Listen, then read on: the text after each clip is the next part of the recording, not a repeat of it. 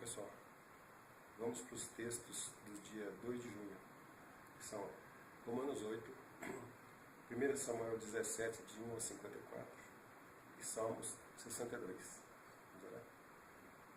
Obrigado, Senhor, pelo tempo que nós temos. O Senhor está conosco, o Senhor nos acompanha, o Senhor nos aumenta a fé, o Senhor nos protege, nos guia, nos ensina. É o nosso Rei. Obrigado, Pai, porque nós podemos estar contigo em espírito e em verdade, na adoração, para honra e glória do teu nome. Amém, Senhor. Então, Romanos 8:1. Agora, pois, já nenhuma condenação há para os que estão em Cristo Jesus. Porque a lei do Espírito da vida em Cristo Jesus te livrou da lei do pecado e da morte. Porquanto, o que for impossível à lei, o que estava enfermo pela carne, isto fez Deus enviando o seu próprio Filho em semelhança de carne pecaminosa. E no tocante ao pecado, e com efeito, condenou Deus na carne o pecado, a fim de que o preceito da lei se cumprisse em nós, que não andamos segundo a carne, mas segundo o Espírito. Porque os que se inclinam para a carne cogitam das coisas da carne, mas os que se inclinam para o Espírito, das coisas do Espírito. Porque o pendor da carne dá para a morte, mas o do Espírito para a vida e paz. Por isso, o pendor da carne é inimizade contra Deus, pois não está sujeito à lei de Deus, nem mesmo pode estar. Portanto, os que estão na carne não podem agradar a Deus. Vós, porém, não estáis na carne, mas no Espírito, se de fato o Espírito de Deus habita em vós. E se alguém não tem o Espírito de Cristo, esse tal não é dele. Se porém Cristo está em vós, o corpo, na verdade, está morto por causa do pecado, mas o Espírito é vida por causa da justiça. Se habita em vós o Espírito daquele que ressuscitou a Jesus dentre os mortos, esse mesmo que ressuscitou a Cristo Jesus dentre os mortos, vivificará também o vosso corpo mortal, por meio do seu Espírito, que em vós habita. Assim, pois, irmãos, somos devedores, não à carne, como se constrangidos a viver segundo a carne. Porque se viverdes segundo a carne, caminhais para a morte. Mas se pelo Espírito modificardes os feitos do corpo, certamente vivereis. Pois todos os que estão guiados pelo Espírito de Deus são filhos de Deus. Porque não recebestes o espírito de escravidão para viverdes outra vez atemorizados, mas recebestes o Espírito de adoção, baseado no qual clamamos: Abba, Pai. O próprio Espírito testifica com o nosso Espírito que somos filhos de Deus. Ora, se somos filhos, somos também herdeiros, herdeiros de Deus e co-herdeiros com Cristo. E com ele sofremos também, com ele seremos, se com ele sofremos, também com ele seremos glorificados. Porque para mim tenho por certo que os sofrimentos do tempo presente não podem ser comparados com a glória a ser revelada em nós. A ardente expectativa da criação aguarda a revelação dos filhos de Deus, pois a criação está sujeita à vaidade, não voluntariamente, mas por causa daquele que a sujeitou, na esperança de que a própria criação será redimida do cativeiro da corrupção, para a liberdade da glória dos filhos de Deus. Porque sabemos que toda a criação, a um só tempo, geme e suporta angústias até agora. E não somente ela, mas também nós que temos as primícias do Espírito, igualmente gememos em nosso íntimo, aguardando a adoção dos filhos, a redenção do nosso corpo. Porque na esperança fomos salvos. Ora, a esperança que se vê não é esperança, pois o que alguém vê, como o espera? Mas se esperamos o que não vemos, com paciência o aguardamos. Também o Espírito, semelhantemente, nos assiste em nossa fraqueza, porque não sabemos orar como convém, mas o mesmo Espírito intercede por nós sobremaneira, com gemidos inexprimíveis. E aquele que sonda os corações sabe qual é a mente do Espírito, porque segundo a vontade de Deus é que ele intercede pelos santos. Sabemos que todas as coisas cooperam para o bem daqueles que amam a Deus, daqueles que são chamados segundo o seu propósito. Porquanto, aos que de antemão conheceu, também os predestinou para serem conformes à imagem de seu Filho, a fim de que seja o primogênito entre muitos irmãos. E aos que predestinou, a esses também chamou. E aos que chamou, a esses também justificou. E aos que justificou, a esses também glorificou. Que diremos, pois, à vista destas coisas? Se Deus é por nós, quem será contra nós? Aquele que não poupou o seu próprio Filho, antes por todos nós o entregou, porventura não nos dará graciosamente com ele todas as coisas? Quem intentará acusação contra os eleitos de Deus? É Deus quem os justifica. Quem os condenará? É Cristo Jesus quem morreu, ou antes, quem ressuscitou, o qual está à direita de Deus e também intercede por nós. Quem nos separará do amor de Cristo?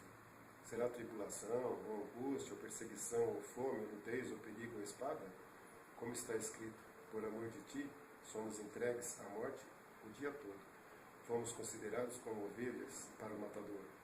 Em todas estas coisas, porém, somos mais que vencedores, por meio daquele que nos amou. Porque eu estou bem certo de que nem a morte, nem a vida, nem os anjos, nem os principados, nem as coisas do presente, nem do porvir, nem os poderes, nem a altura, nem a profundidade, nem qualquer outra criatura poderá separar-nos do amor de Deus, que está em Cristo Jesus, nosso Senhor. Vamos ver agora 1 Samuel 17, de 1 a 54. Então, 17, 1. Ajuntaram os filisteus as suas tropas para a guerra, e congregaram-se em Socó, que está em Judá, e acamparam-se entre Socó e Azeca, em Éfes-Damim. Porém, Saul e os seus homens de Israel se ajuntaram e acamparam no vale de Elá, e ali ordenaram a batalha contra os filisteus. Estavam estes no monte do lado da Além, e os israelitas no outro monte, do lado Daquém, e entre eles o vale. Então saiu do arraial dos filisteus um homem guerreiro, cujo nome era Golias, de Gate, da altura de 6 côvados de 1 palmo. Trazia na cabeça um capacete de bronze e vestia uma couraça de escamas, cujo peso era de 5.000 ciclos de bronze.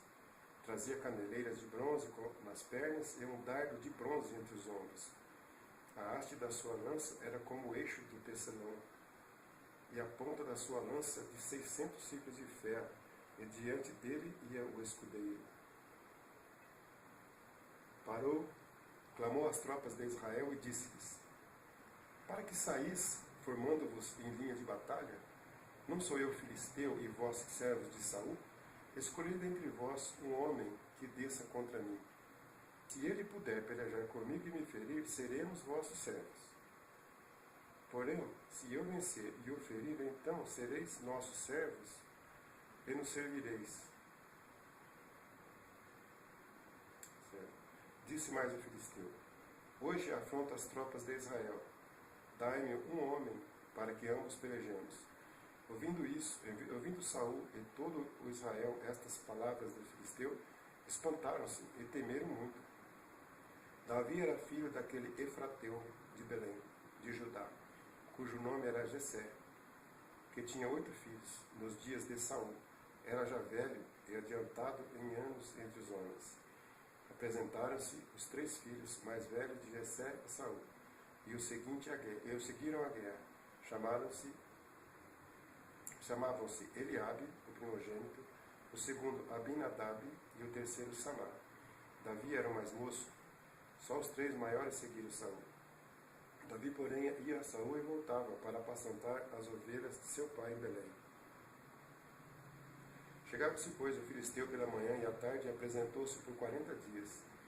Disse Jessé a Davi, seu filho: leva, peço-te para teus irmãos um efa desse trigo tostado e esses 10 pães, e corre levá-los ao acampamento a teus irmãos. Porém estes 10 queijos leva-os ao comandante de 1000, e visitarás teus irmãos, a ver se vão bem, e trarás uma prova de como passam. Saul e eles, e todos os homens de Israel, estão no vale de Elá, pelejando com os filisteus. Davi, pois, no dia seguinte se levantou de madrugada, deixou as ovelhas com o guarda, carregou-se e partiu, como Jessé lhe ordenara, e chegou ao acampamento quando já as tropas saíam para formar-se em ordem de batalha, e a gritos chamavam a peleja. Os israelitas e filisteus se puseram em ordem, fileira contra fileira. Davi, deixando o que trouxera aos cuidados do guarda da bagagem, correu à batalha e, chegando, perguntou aos seus irmãos se estavam bem. Estando Davi ainda a falar com eles, eis que vinha subindo do exército dos filisteus o duelista, cujo nome era Golias, o filisteu de Gade. E falou as mesmas coisas que antes falara, e Davi o ouviu. Todos os israelitas, vendo aquele homem, fugiam de diante dele, e temiam grandemente. E diziam uns aos outros: Vistes aquele homem que subiu? Pois subiu para afrontar Israel, a quem o matar o rei o cumulará de grandes riquezas, e lhe dará por mulher a filha, e a casa de seu pai isentará de impostos em Israel. Então falou Davi aos homens que estavam consigo, dizendo: Que farão aquele homem que ferir a este filisteu e tirar a afronta de sobre Israel? Quem é, pois, esse incircunciso filisteu para afrontar os exércitos do Deus vivo? E o povo lhe repetiu as mesmas palavras, dizendo: Assim farão ao homem que o ferir. Ouvindo Eliabe, seu irmão mais velho, falar daquele homem, acendeu-se-lhe a ira contra Davi, e disse: Por que desceste aqui? E a quem deixaste aquelas poucas ovelhas no deserto? Bem conheço a tua presunção e a tua maldade. Desceste apenas para ver a peleja. Respondeu Davi: Que fiz eu agora? Fiz somente uma pergunta. Desviou-se dele para outro e falou a mesma coisa, e o povo lhe tornou a responder como antes. Ouvidas as palavras que Davi falara, anunciaram-nas a Saul, que mandou chamá-lo. Davi disse a Saul: Não desfaleça o coração de ninguém por causa dele. Teu servo irá e pelejará contra o filisteu. Porém, Saul disse a Davi: Contra o filisteu não poderás ir para pelejar com ele, pois tu és ainda moço, e ele guerreiro desde a sua mocidade. Respondeu Davi a Saul: Teu servo apacenta as ovelhas de seu pai. Quando veio um leão ou um urso, tomou um cordeiro do rebanho. Eu saí após ele e o feri. E livrei o cordeiro da sua boca. Levantando-se ele contra mim, agarrei-o pela barba e o feri e o matei. Teu servo matou tanto o leão como o urso. Este incircunciso filisteu será como um deles, porquanto afrontou os exércitos do Deus vivo. Disse mais Davi: O Senhor me livrou das garras do leão e das do urso. Ele me livrará das mãos deste filisteu. Então disse Saul a Davi: Vai-te, e o Senhor seja contigo. Saul vestiu a Davi da sua armadura, e lhe pôs sobre a cabeça um capacete de bronze, e o vestiu de uma couraça. Davi cingiu a espada sobre a armadura e experimentou andar, pois jamais a havia usado. Então disse Davi a Saul: Não posso andar com isto, pois nunca usei. E Davi tirou aquilo de sobre si, tomou o seu cajado na mão e escolheu para si 5 pedras lisas do ribeiro, e as pôs no alforje de pastor que trazia, a saber, no surrão, e lançando mão da sua funda, foi-se chegando ao filisteu. O filisteu também se vinha chegando a Davi, e o seu escudeiro ia adiante dele. Olhando o filisteu e vendo Davi, o desprezou, porquanto era moço ruivo e de boa aparência. Disse o filisteu a Davi: Sou eu algum cão para vires a mim com paus? E pelos seus deuses amaldiçoou o filisteu a Davi. Disse mais o filisteu a Davi: Vem a mim e darei a tua carne às aves do céu e às bestas feras do campo. Davi, porém, disse ao filisteu: Tu vens contra mim com espada e com lança, e com escudo eu, porém, vou contra ti em nome do Senhor dos Exércitos, o Deus dos exércitos de Israel, a quem tens afrontado. Hoje mesmo o Senhor te entregará nas minhas mãos. Ferir-te-ei, tirar-te-ei a cabeça, e os cadáveres do arraial dos filisteus darei. Hoje mesmo as aves dos céus e as bestas feras da terra, e toda a terra saberá que há Deus em Israel. Saberá toda esta multidão que o Senhor salva, não com espada nem com lança, porque do Senhor é a guerra, e ele vos entregará nas nossas mãos. Sucedeu que, dispondo-se os filisteus a encontrar-se com Davi, este se apressou, e deixando as suas fileiras, correu de encontro ao filisteu. Davi meteu a mão no alforje, E tomou dali uma pedra, e com a funda lhe atirou, e feriu o filisteu na testa. A pedra encravou-se-lhe na testa, e ele caiu com o rosto em terra.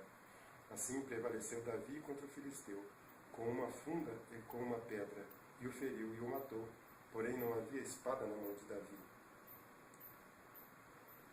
Pelo que correu Davi, lançou-se sobre o filisteu e tomou-lhe a espada, e desembainhando, e o matou, cortando-lhe com ela a cabeça. Vendo os filisteus que era morto seu herói, fugiram. Então os homens de Israel e Judá se levantaram e jubilaram, e perseguiram os filisteus, até Gate e até as portas de Ecrom. E caíram os filisteus feridos pelo caminho, de Saarim até Gade e até Ecrom. Então voltaram os filhos de Israel de perseguirem os filisteus, e lhes despojaram os acampamentos. Tomou Davi a cabeça do filisteu e trouxe a Jerusalém. Porém as armas dele pô-las Davi na sua tenda. Vamos ver agora Salmo 62. Vai do 1 ao 12. Então 62, 1. Ao mestre de canto, segunda melodia de Jedutum de Davi. Agora o texto. Somente em Deus, ó minha alma, espera silenciosa dele, vem a minha salvação. Espera silenciosa, dele vem a minha salvação. Só ele é a minha rocha e a minha salvação, e o meu alto refúgio, não serei abalado. Até quando acometerás vós a um homem, todos vós, para derribardes como se fosse uma parede pendida ou um muro prestes a cair? Só pensam em derribá-lo da sua dignidade, na mentira se comprazem, de boca bendizem, porém no interior maldizem. Somente em Deus, ó minha alma, espera silenciosa, porque dele vem a minha esperança. Só ele é a minha rocha, é a minha salvação e o meu alto refúgio, não serei jamais abalado. De Deus dependem a minha salvação e a minha glória. Então em Deus, a minha forte rocha e o meu refúgio. Estão em Deus, a minha forte rocha e o meu refúgio. Confiai nele, ó povo, em todo o tempo. Derramai perante ele o vosso coração. Deus é o nosso refúgio. Somente vaidade são os homens plebeus. Falsidade, os de fina estirpe, pesados em balança. Eles juntos são mais leves que a vaidade. Não confieis naquilo que extorquis, nem vos vanglorieis na rapina. Se as vossas riquezas prosperam, não ponhais nelas o coração. Uma vez falou Deus, duas vezes ouvi isto, que o poder pertence a Deus, e a ti, Senhor, pertence a graça, pois a cada um retribuís segundo as suas obras. Obrigado, Senhor, que nós pudemos ler esse texto. Como sempre, nós temos te pedido que a gente possa primeiro entender o que está escrito, o que o Senhor quis dizer, entendendo, a gente te obedeça, para que possamos te alegrar, te bendizer, glorificar com a nossa obediência,